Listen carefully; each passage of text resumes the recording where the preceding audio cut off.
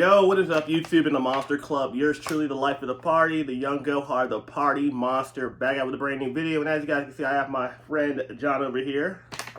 I'll be really rushing to add a guest to the channel. Basically, we're going to be going over this upcoming WWE Summer Slam 2024 taking place in Cleveland.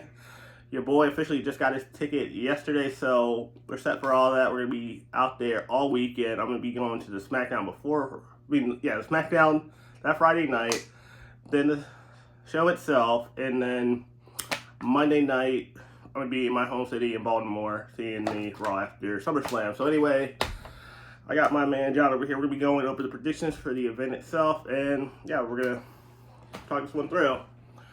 Starting off, we have Logan Paul taking on LA Knight. I know I should be going in chronological order, but I'm just going off the head right now.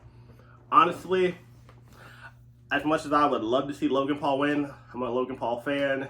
It's LA Knight's game, pun intended. How do you feel, John? I mean, look, Logan Paul's a great athlete. He does amazing things in that ring. He's a great heel, but the point I want to make is part-time. Their schedule is absolutely insane, especially for the full-timers that are there 300 days a year. And LA Knight is over. He gives us everything he has. He's a great promo. He works hard. He entertains the fans. And he's hot. Obviously, the easy decision is to give the belt to LA Knight. It's like now or never. If he doesn't win, it's kind of like, oh, it's crazy. I had the belt right here. Like, that's just chilling. Like, but yes, again, I get it. But Logan Paul definitely does deserve a spot in that roster. He definitely works his ass off. He's doing things way quicker than most celebrities would have done in his same time span. So, again, I think he deserves the title, but I think he had a good run. But it's time to pass it on. So, next up we have, for the SmackDown Championship, Bayley taking on Nia Jax, and to me this is a no-brainer. Nia's just there to fill the card. Like, clearly Bayley's going to defend her title. Like, I don't see a scenario where it doesn't work out. Oh, this is a tough one.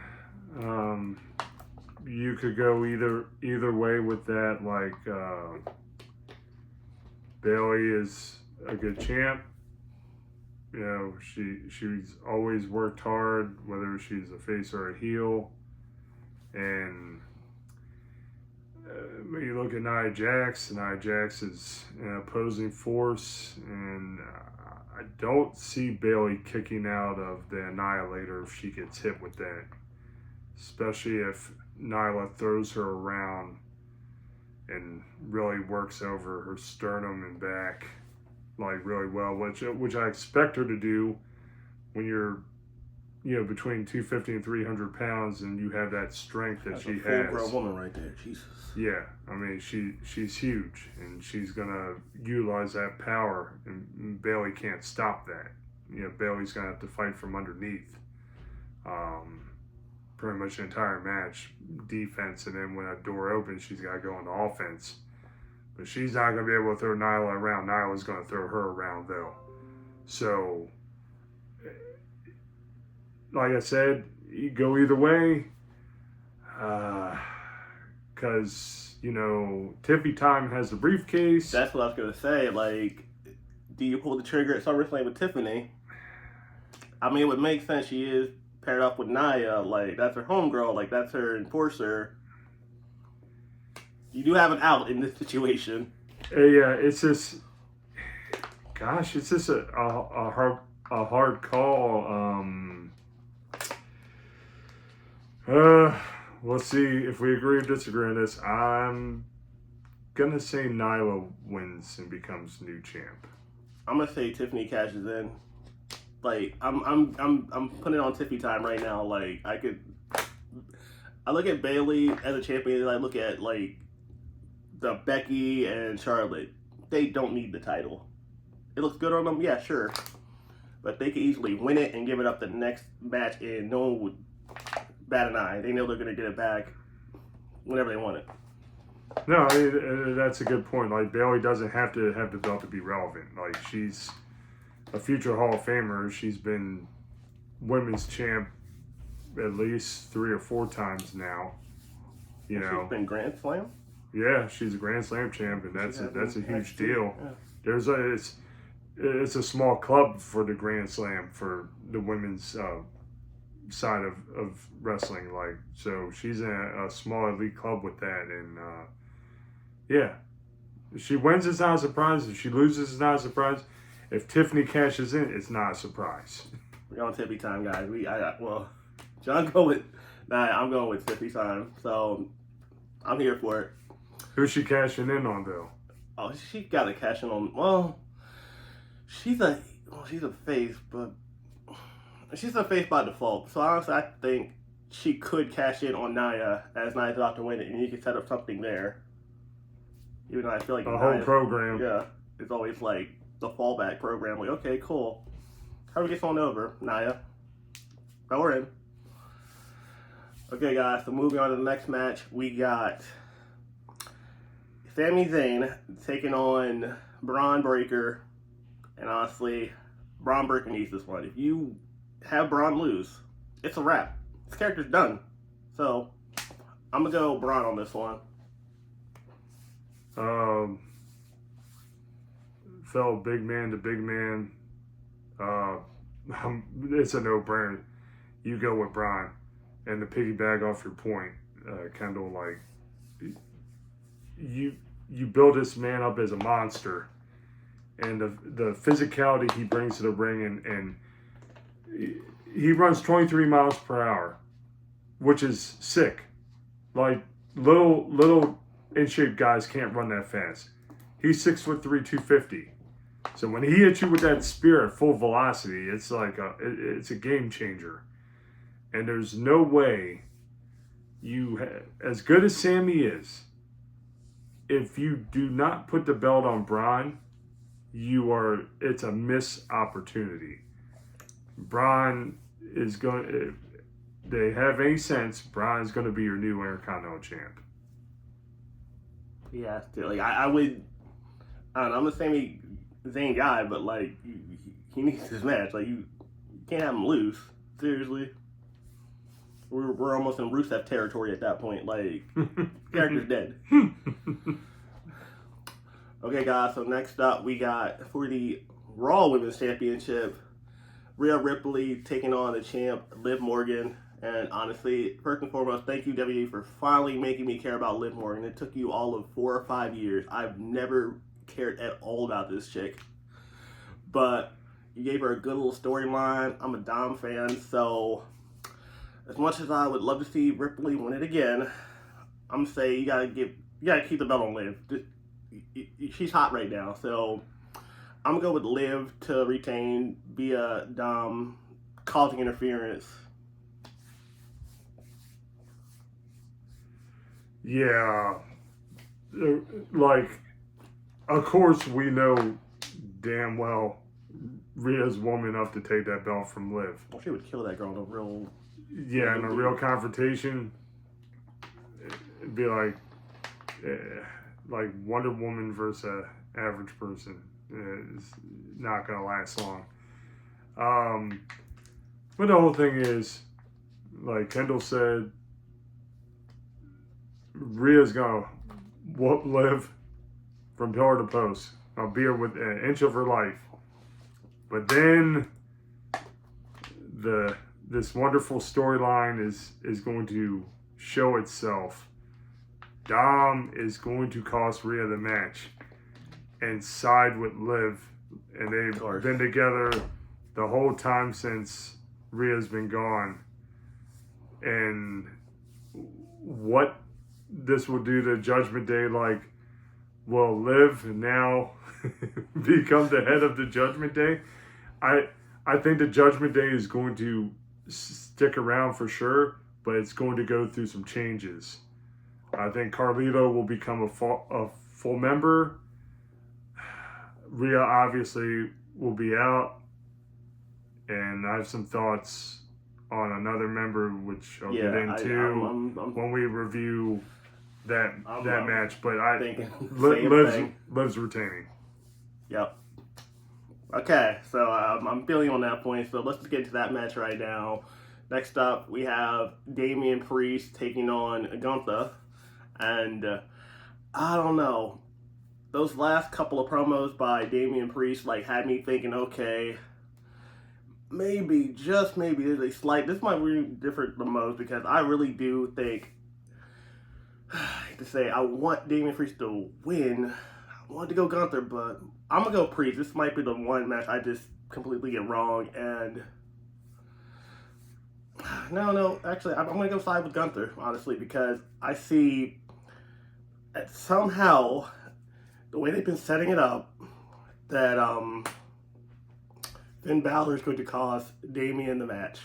And then you can set up a whole different scenarios of like the Judgment Day taking on the Judgment Day, maybe Survivor Series, maybe Bad Blood, maybe Rhea and Damian Priest taking on Finn and Liv, or Dom and Liv, any way you want to do it. And yeah, so I'm going to go Gunther. In fact, he needs the title, so give it to Gunther. You look at their physicality toward each other has been great the last few weeks. Both guys' promos have been on fire. You got someone from humble beginnings with Priest, who fought, scratched, and clawed his way to get to where he is. And then on the other side, you have Gunther, who by no stretch did not work hard, but had an easier road to get to pro wrestling. Like, he was blessed with a lot of things. Not that he'll acknowledge that. being an old school heel, he's not going to acknowledge those gifts. It's all him. But this is a hard call. And the reason I say it's a hard call, and as you know, Kendall, in a few weeks, they have this big event in Germany. Forgot about. Okay. So, maybe we don't have a clear-cut winner in this match, but I tell you this, when they face again in Germany, which is right next to Austria, where Gunther is from, he will have home field advantage. And if he does not walk out with the title at SummerSlam, he will definitely walk out with the title at this Berlin event. I got one to win out there, honestly. Like, they would go crazy if he wins out there like that. I didn't even think of it like that. But you got to get yourself out of SummerSlam, though, and the only out I could have saw was Finn Balor, but I see him costing Damian than helping Damian because of their little tension with the Judgment Day. So with that being said, I mean, as hard of a call as this is, just because of the friction within the family of the Judgment Day, I'm gonna say Gunther. Okay, we're both siding with Gunther on that one.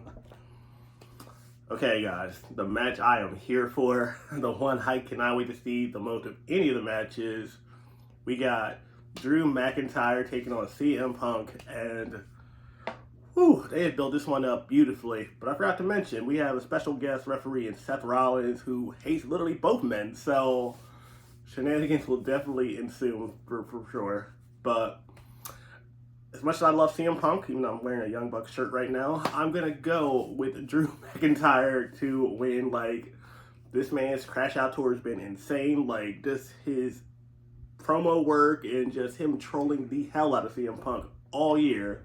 And crazy enough, this started by a mistake at Royal Rumble. Like, without him injuring CM Punk at Rumble, none of this happens.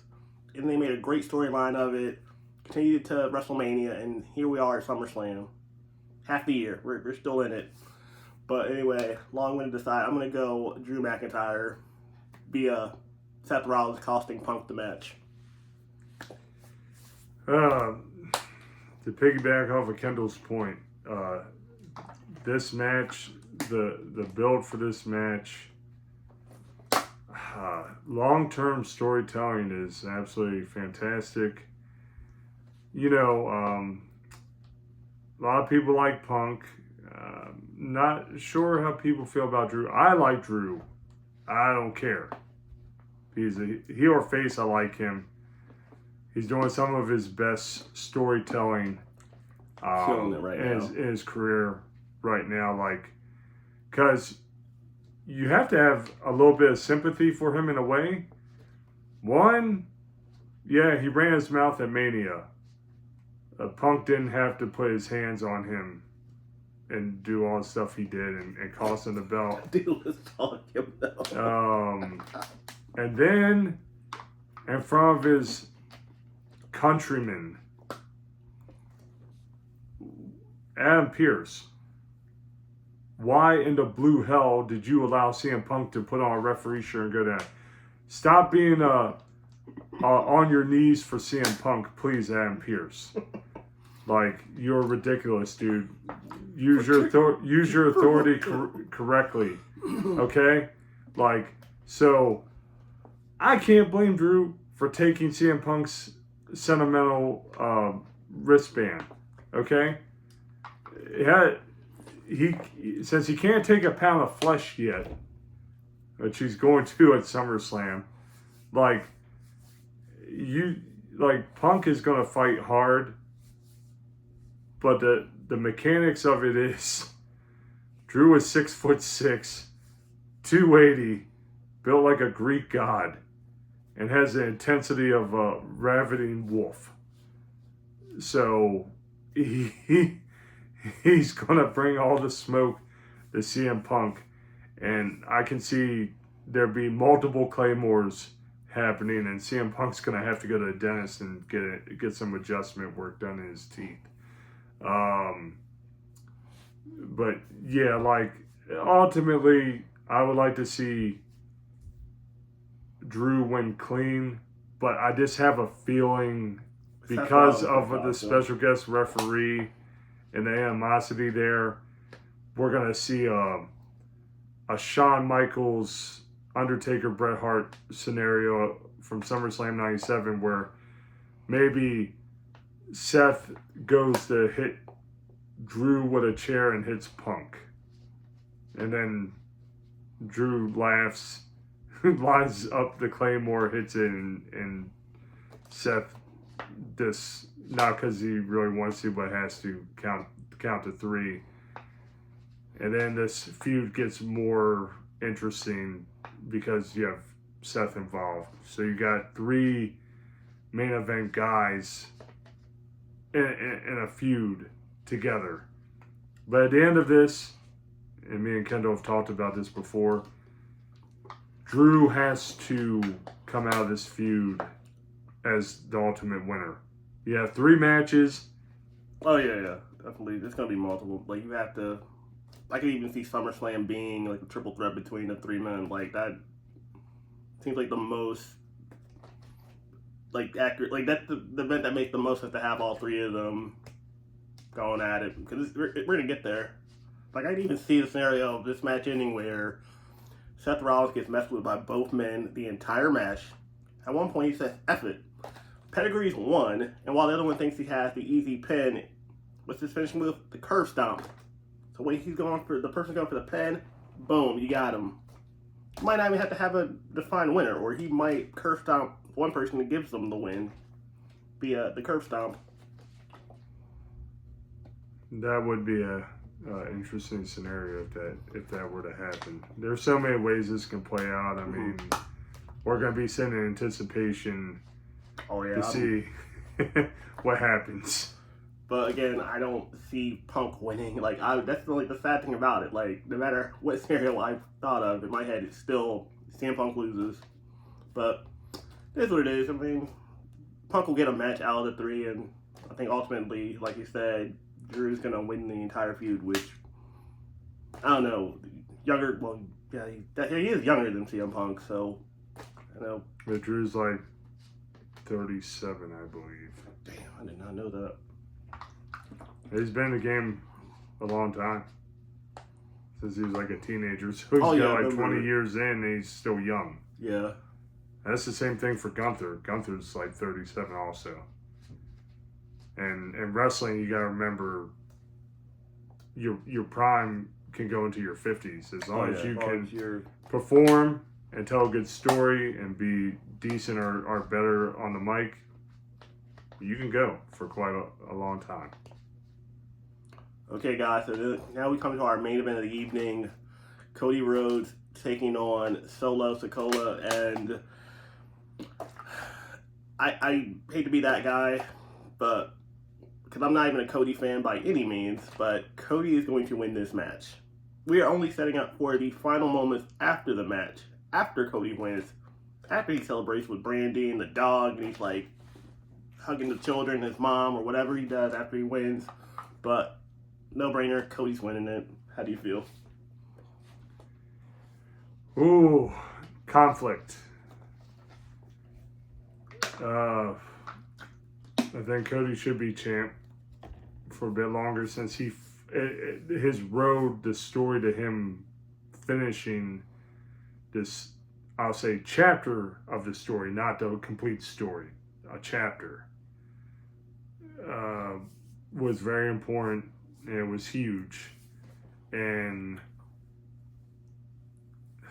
as Solo is really becoming a great heel, like we cannot stand him. He's annoying. You know, let's look at the facts. The bloodline is so strong because of the Samoan werewolf Jacob Fatu. He'll be there. That guy is big. He's strong. He looks like a wild animal. He flies. Like, what can't he do? And really, in retrospect, he should be the leader of this new bloodline. If you want to break it down, logically speaking. They could play it up down the road too. They can be like, "Well, I was helping you do all this stuff. I was winning you all these matches." So where would you be without me? Yeah, Solo. You know. they got some storylines now. Like they're cooking. Like I feel like Cody's gonna win. I feel like Solo's gonna come real close, and I feel like there's gonna be a beatdown of Cody after the match, and then I feel like we're gonna hear some music we haven't heard since WrestleMania. I think we're gonna hear that music, but I see it in a different scenario. I see it during the match when Solo's about to pick up the win. Because why not the better time to screw this man over than in the biggest match in his career? You hear the music, a certain goat steps out, those are ones that reminds everyone he is who he is, and then Cody takes advantage of it and gets the win. Yeah, I mean, that could definitely, I could see that. Or you could save it for after the match. Because if you save it for after the match, then people are like, I think the pop will be even more because some people will have the logic that you have during. But if you don't have it during, then they're like, well, maybe we won't see Roman tonight. He comes out, while they're still on the air, and that's usually how they do it. Where you think it's all over, and then boom, that music hits. People are going crazy. Like he's been cleared to come back. Like the rumor mill is saying that he will show up at SummerSlam. It's gonna be fun, and you'll get to be there live to see it. And I'm going to be extremely drunk at that point. I'm not gonna lie, because I'm gonna be soaking in the CM Punk loss. I'm gonna be staying off the internet until I can go home and watch it. Oh yeah, it's gonna be quite the show that night. But yes, that's gonna do it for our prediction. Oh, and I kind of failed to mention that it has been 19 years, guys, since I've been at my last SummerSlam. So the last time I saw a SummerSlam match, it was literally Shawn Michaels taking on Hulk Hogan. Dominic Mysterio was like this tall. He was climbing the ladder with Eddie Guerrero, like. So again, 19 years. You guys might want to pay attention to that random fun fact. It might come in handy during my live stream Saturday. Just remember, I'm just gonna put that little tidbit out there. But that's ironic because that was the last pay-per-view I went to. That's what it's actually my very first pay-per-view by myself. Like my mom like drove me out there. It was quite a different time back then at the MCI Center. Which I'm definitely aging myself horribly, but it is what it is. Like, I love the stuff. I grew up watching it, so it's always been fun for me. You know, she hated going, like, I remember we went to a house show, my very first match ever, and she was like, let's leave. That was like when they give you, like, full on, like, not just, oh, Liv Morgan versus random girl number 2. Like, they gave you, like, Shawn Michaels and Bret Hart in a cage, and they gave you Austin, Savio Vega, and Gold. Like, you got all the wrestlers. Legion of Doom. Yeah, they didn't skimp out back then. Not at all. But that is going to do it for my prediction. Again, thank you to my man John for coming through. I know you have a busy schedule, so appreciate My pleasure. It's fun to be here. him and his input and everything. But yes, let me know what you guys think in the comment section below. If you enjoyed the video, hit that like button, share it with a friend. And again, I want to see what you guys are thinking, again, also with this event. So, other than that, enjoy the video. If you feel the vibe, hit subscribe. You guys can follow me on social media at PartyMonster1 on X, PartyMonster05 on Instagram. But until then, remember, be excellent to each other. Don't be a dick. Peace. I love all y'all. Bye. Until next time, guys.